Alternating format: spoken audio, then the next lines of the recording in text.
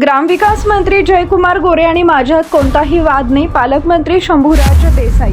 सातारा जिल्ह्यात राजकीय चर्चांना उधाण आले असताना जिल्ह्याचे पालकमंत्री शंभूराज देसाई यांनी ग्रामविकास मंत्री जयकुमार गोरे यांच्याशी कोणताही वाद नसल्याचं स्पष्ट केलं। साताऱ्यात आयोजित शासकीय कार्यक्रमात बोलताना त्यांनी माध्यमांमध्ये सुरू असलेल्या चर्चांमध्ये कोणतेही तथ्य नसल्याचं सांगितलं। शंभूराज देसाई म्हणाले की राज्य सरकारमधील सर्व मंत्री विकास कामांसाठी एकत्रित कार्य करत आहेत।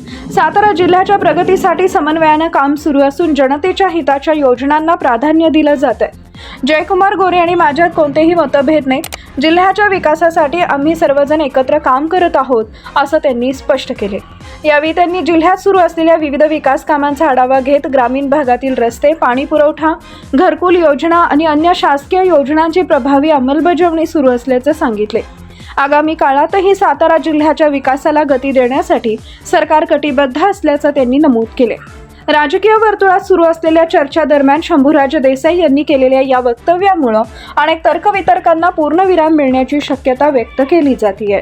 जयकुमार गोरेंनी तुमचा सत्कार केला आणि त्यानंतर तुमच्या चेहऱ्यावर एक वेगळंच हास्य होतं आणि त्याबद्दल जयकुमार गोरेंना विचारलं तर त्यांनी असं सांगितलं की आमच्या दोघात आता काही असं वैर नाहीये किंवा राजकारणामध्ये ह्या गोष्टी होत राहतात, पण त्यांनीही आता कधी मला कुठल्या कार्यक्रमाला बोलवलेलं नाहीये, मात्र मी आवर्जून त्यांना फोन केला होता आणि त्यांनी त्या मान दिला माझ्या शब्दाला।